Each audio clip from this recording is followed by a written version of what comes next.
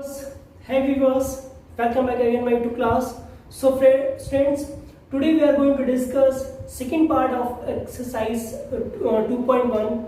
Okay, so in this video we will discuss continuously exercise 2.1.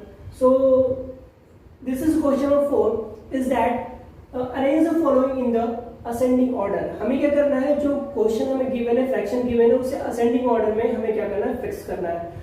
तो इसका question 1 already मैंने करा रखा है, वो है सॉरी, तो इसका एक पार्ट जो है वो आपके लिए मैंने ऑलरेडी कर रखा है. अभी मैं इसका सेकंड पार्ट करूंगा. ठीक है, ये सेकंड पार्ट आप देख सकते हैं, पार्ट 2 है. पार्ट 1 में मैं क्वेश्चन 1 से लेकर 3 तक बात हुई थी. अभी पार्ट 2 में क्वेश्चन 4 से देखते हैं कहां तक बात हो जाती है. ठीक है, तो बच्चों ये जो क्वेश्चन हमें क्या करना है, इसको अरेंज करना है किसमें, असेंडिंग ऑर्डर में. असेंडिंग मतलब क्या होता है, छोटे से बड़ा, मतलब नीचे से जब ऊपर जाते हैं तो वो क्या कहलाता है, हमारा असेंडिंग ऑर्डर कहलाता है. क्या कहलाता है, असेंडिंग ऑर्डर कहलाता है. तो यहाँ पे देखिए 4/5, 7/10, 8/15 और 17/13 है. तो अभी हमें यहाँ यही नहीं पता कि कौन सा फ्रैक्शन यहाँ पे बड़ा है और कौन सा फ्रैक्शन हमारा यहाँ पे छोटा है. तो सबसे पहले हमें ये फाइंड करना पड़ेगा कि कौन सा फ्रैक्शन हमारा बड़ा है और कौन सा फ्रैक्शन हमारा छोटा है. तो चलिए ये कैसे फाइंड करेंगे. इसको फाइंड करने का सिंपल सा फंडा मैंने आपको बता रखा था. आप क्या करोगे, इसका क्या फाइंड करोगे कि ये इनके जो डिनोमिनेटर है वो क्या हो जाए, इक्वल हो जाए. तो डिनोमिनेटर कैसे इक्वल करेंगे, चलिए डिनोमिनेटर को इक्वल करते हैं. तो अगर मैं 5, 10, 15 और 13 के एलसीएम ले लूं, देखिए एलसीएम ऑफ 5, 10, 15 एंड 30. ओके बच्चों, हम 5, 10, 15 और 13 का क्या फाइंड करेंगे, एलसीएम. तो देखिए एलसीएम कैसे निकालेंगे, 5, 10, 15, 30 को एक लाइन में लिख के अब इसे डिवाइड कर देंगे. 5 से डिवाइड कीजिए, 5 1 सा 5 2 सा 10, 5 3 सा 15 और 5 6 सा 30. अब ये 2 से डिवाइड होगा 1, ये तो 2 1 सा 2, 3 जाएगा नहीं, और ये 2 जाएगा कितनी टाइम, 3 टाइम.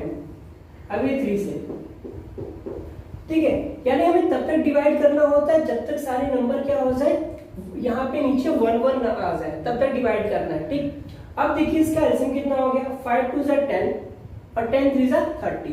तो एलसीएम कितना आ गया, 30. ओके, क्लियर है यहाँ तक. अब चलिए, अब जब इसके एलसीएम 30 हो गए तो अब हम क्या करेंगे, जितने भी यहाँ फ्रैक्शन है सबको 30 करेंगे. तो देखिए यहाँ पे अगर हमारा 4/5 है तो 4/5 को हमें 30 करना है. ये देखो बच्चों, ये यहाँ क्या है, 5 है, हम इसे 30 करना है. तो 5 को 30 कब कर सकते हैं, जब हम इसमें 6 से मल्टीप्लाई कर दें. किससे, 6 से. तो हमने क्या किया, 6/6 कर दिया. तो ये जो आ गया, ये क्या आ गया, 4 6 24 और 5 6 30. एक क्लियर हुआ. चलिए दूसरी बात करते हैं. ये क्या है, 7/10 है. तो 7/10 में हम मल्टी करेंगे किससे, 3 से. तो 3 में केवल डिनोमिनेटर से नहीं होगा, किससे होगा, न्यूमरेटर से भी होगा. अगर सोचो जरा सा, अगर मैं केवल डिनोमिनेटर से मल्टीप्लाई करूं तो क्या होगा, हमारा जो फ्रैक्शन होगा वो थोड़ा सा बदल जाएगा, उसकी वैल्यू क्या हो जाएगी, बदल जाएगी. लेकिन हमें वैल्यू क्या करनी, बदलनी नहीं है, वैल्यू सेम रखनी है. तो हमने क्या किया, 3/3 से मल्टीप्लाई कर दिया. तो ये कितना आ गया, 7 3 सा 21 अपॉन 10 3 सा 30. तो ये 30 आ गया. ठीक है, चलिए नेक्स्ट बात करते हैं 8/15 की. 8/15 की बात देखिए, तो 8/15 है, तो 8/15 into, अब 8/15 में किससे मल्टीप्लाई करें कि 30 हो जाए. देखिए 15 को 30 बनाने के लिए हमें 2 से मल्टीप्लाई करना पड़ेगा. तो चलिए 2/2 कर दिया. तो ये कितना आ गया, 16/30. ठीक है, और इसको चेंज करने की जरूरत नहीं क्योंकि ऑलरेडी 30 है. अब यहाँ देखो बच्चों, तो अब हम क्या कर सकते हैं, साइड में लिख देते हैं. देखिए कैसे लिखेंगे हम इसको. अब देखो सबसे बड़ी वैल्यू, यहाँ पे एक चीज हमने देखा कि सबका डिनोमिनेटर क्या हो गया, सेम हो गया. अब जब सबका डिनोमिनेटर सेम हो गया तो सिंपल सी बात है, अब हमें क्या लिखना है, असेंडिंग, मतलब छोटे से बड़ा.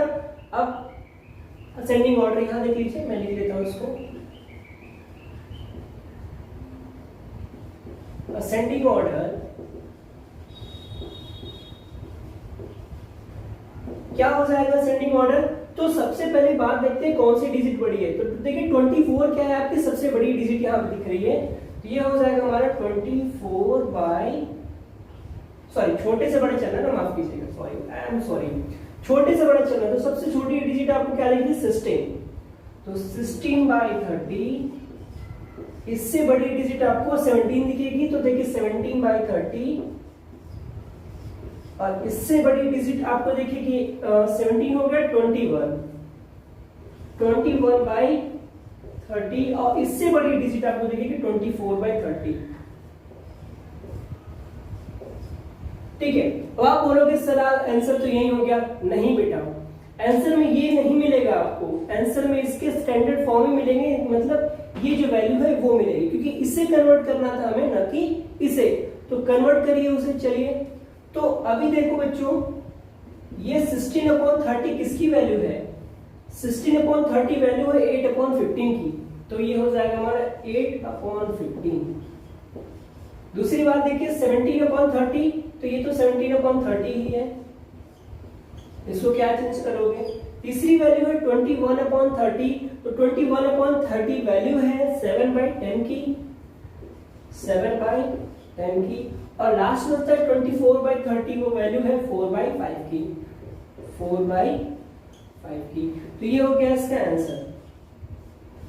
ठीक है, तो आप इसे अपने कॉपी में राउंड डाउन कर लीजिए, या तो मैं हट जाता हूं, आप इसका सिंपल स्क्रीनशॉट ले लीजिए, तो जल्दी हो जाएगा। चलिए अब बात करते हैं क्वेश्चन नंबर 5 की। चलो बच्चों, तो बात करते हैं क्वेश्चन नंबर 5 की। इसमें क्या बोला है? हमें अरेंज करना है इसको डिसेंडिंग ऑर्डर में।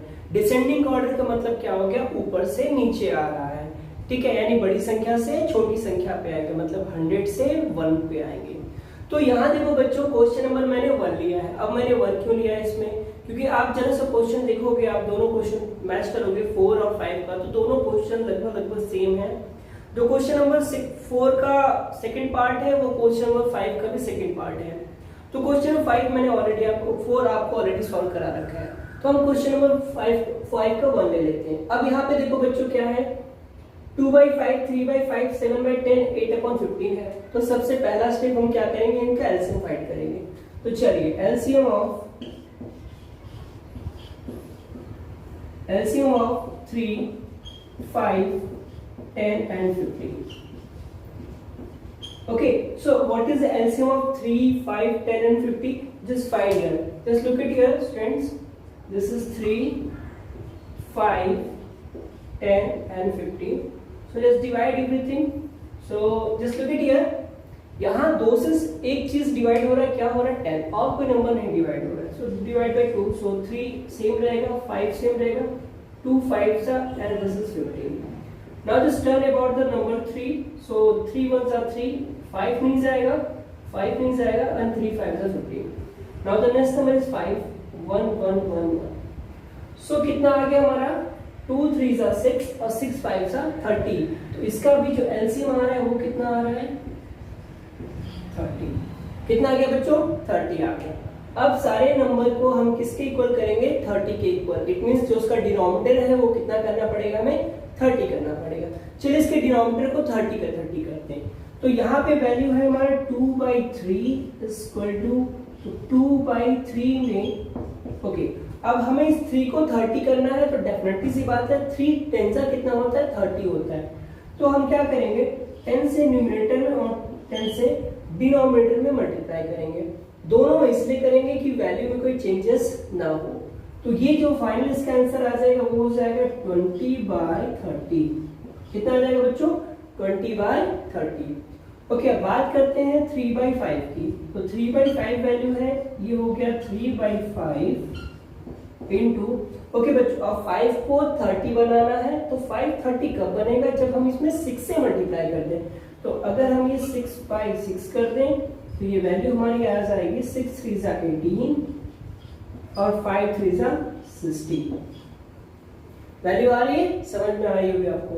चलिए दूसरा है 7/10। ये हो जाएगा 7/10 इंटू, अब देखिए 10 को हमें 30 करना है, तो डेफिनेटली सी बात है हम 3 से मल्टीप्लाई करेंगे। ये हो जाएगा 7 3 जा 21 और 10 3 जा 30। हो रहा है कि नहीं, समझ में आना चाहिए, बिल्कुल आना चाहिए, ये सब सारी चीजें पढ़ाई हुई हैं, ठीक है, बहुत टफ नहीं है ये। और लास्ट है हमारा 8/15, 8/15, तो यहाँ पे 8/15 लिखेंगे। और बच्चों बताओ मल्टीप्लाई किससे करेंगे? यस, डेफिनेटली 2 से मल्टीप्लाई करेंगे, तो ये हो जाएगा 2/2। तो ये देखो बच्चों क्या हो गया, 8 2 जा 16 आ गया, आया कि नहीं आया? देखो अपना आंसर देखो, और 15 2 जा 30 आ गया। अब हमें इसे अरेंज करना है डिसेंडिंग ऑर्डर में, तो डिसेंडिंग ऑर्डर में कैसे अरेंज करेंगे हम यहाँ लिख लेते हैं। Descending order, okay. अब डिसेंडिंग ऑर्डर मतलब कि सबसे बड़ी डिजिट लिखनी है हमें, उसके बाद उससे छोटी डिजिट लिखनी है। तो अब चेक करिए सबसे बड़ी डिजिट कौन सी है। 20, 18, 21 और 16 में से सबसे बड़ी डिजिट कौन सी दिख रही है? यस, गुड, कौन सी? 21। सबसे बड़ी डिजिट कौन सी बेटा? 21/30। अब इससे छोटी डिजिट कौन सी होगी? इससे छोटी डिजिट कौन सी है? यस, 20/30, 20/30। इससे छोटी डिजिट 18/30, और इससे छोटी जो डिजिट है आपकी वो 16/30 है। ठीक है बच्चों, तो यहाँ पे देखिए हमारी वैल्यू आ गई 21/30, इससे छोटी है 20/30, इससे छोटी है 18/30, और सबसे छोटी है 16/30। लेकिन क्या हमारा यही आंसर है? नहीं, हमें अभी और सॉल्व करना है, क्योंकि ये जो हमें इसे क्या करना है, स्टैंडर्ड फॉर्म में लिखना है। तो स्टैंडर्ड फॉर्म में क्या हो जाएगा, अब हमें देखना है 21/30 था क्या? 21/30 था आपका 7/10, क्या था? 7/10। ओके, दूसरी वैल्यू थी 20/30, तो 20/30 क्या है? 2/3, क्या है? 2/3। और तीसरी वैल्यू आपकी 18/30, तो 18/30 क्या है आपका? 3/5, तो 3/5। And the last value is that 16/30, so 16/30 is equal to 8/15, so 8/15। ये आपका हो गया सोल्यूशन क्वेश्चन नंबर 5। तो यहाँ पे क्वेश्चन नंबर 5 फिनिश होता है। हम जंप करते हैं क्वेश्चन नंबर 6 पे। बच्चों तो बात करते हैं क्वेश्चन नंबर 6 की। क्या कहता है, मैं आपको पढ़ के सुना देता हूँ। कह रहा है Kamal solve 2/7 part of an exercise while Reena solved 4/5 of it, who solved lesser part? It means दो बच्चे हैं, कमल है और रीना है, जिन्होंने एक एक्सरसाइज दिया गया उनको करने के लिए, मान लीजिए मैथ एक्सरसाइज है, उसको करने के लिए दिया गया। कमल ने क्या किया, कमल ने केवल 2/7 पार्ट सॉल्व किया और रीना ने क्या किया, 4/5 पार्ट सॉल्व किया। तो ये पूछ रहा है कि किसने कितना कम सॉल्व किया, यानी किसका, यानी जैसे 2/7 में कौन छोटा है, सिंपल सी बात है, 2/7 छोटा है कि 4/5 छोटा है, हमें यही सॉल्व करना है। चलिए क्वेश्चन ले लेते हैं, क्वेश्चन नंबर 6। तो क्वेश्चन नंबर 6 आपका कुछ यूं है, दो बच्चे हैं, देखिएगा समझिएगा, मैं यहाँ समझा देता हूँ। एक बच्चा मान लो ये है, देखो स्मार्ट सा बच्चा है, चलो ये कौन है, ये अमित है, ये कौन है, अमित है। और एक बच्चा है यहाँ पे, ये आप लोग जान गए कौन होगा, चलो ये रूही है, ये कौन है, रूही है। अब देखो अमित को एक वर्क मिला, इसने क्या किया, ये केवल किया 2/7 पार्ट किया। मैंने दे दिया कि एक्सरसाइज करने के लिए कि भाई आप लोग एक्सरसाइज कर दो, लेकिन क्या किया उसने, केवल 2/7 पार्ट किया, ठीक है। और रूही ने क्या किया, इसने भी पूरा कोर्स कंप्लीट नहीं किया, वो केवल 4/5 पार्ट ही कर पाई, ठीक है। दो बच्चों को दिया अलग अलग काम, और दोनों बच्चे क्या हुए, पूरा काम नहीं किए, चाहे ये 2/7 किया और वो 4/5 किया। तो यही पूछ रहा है कि किसने किसने ज्यादा किया, किसने कम किया। तो चलिए बात करते हैं। तो क्वेश्चन लिखते हैं, कमल सॉल्व एक्सरसाइज, कमल सॉल्व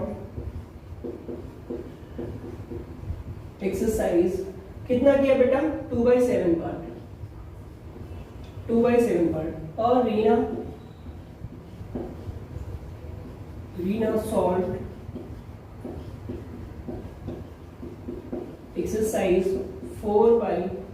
5 पार्ट। ओके, दो बच्चे थे कमल और रीना, और दोनों को एक्सरसाइज दिया गया सॉल्व करने के लिए, बच्चे सॉल्व करो।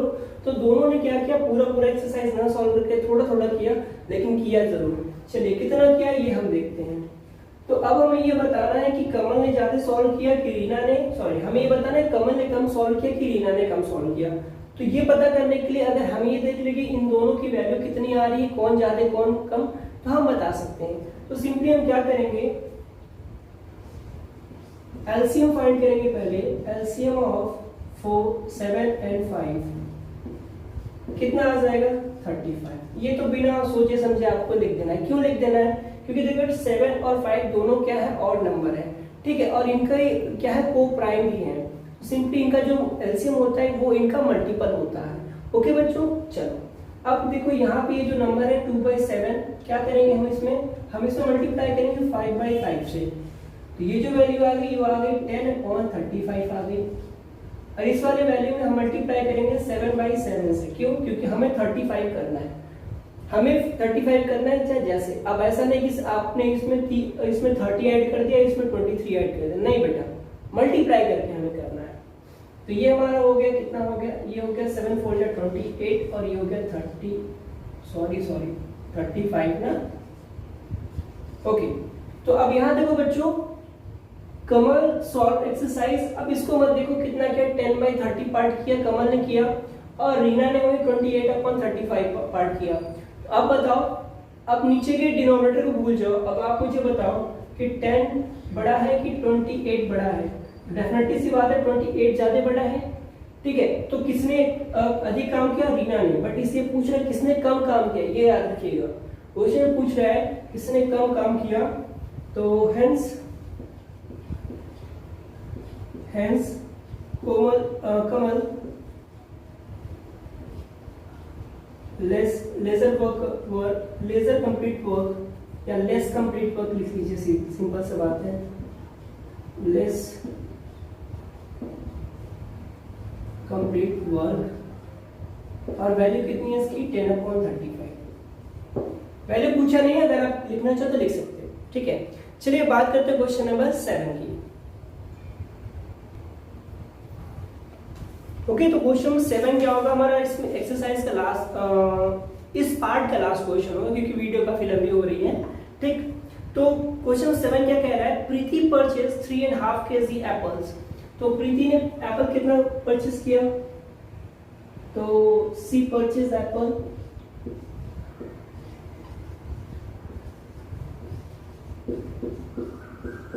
एप्पल्स कितना, कितना एप्पल परचेज किया बच्चों, ये यू रहेगा, सॉरी, परचेज एप्पल 3.5 kg।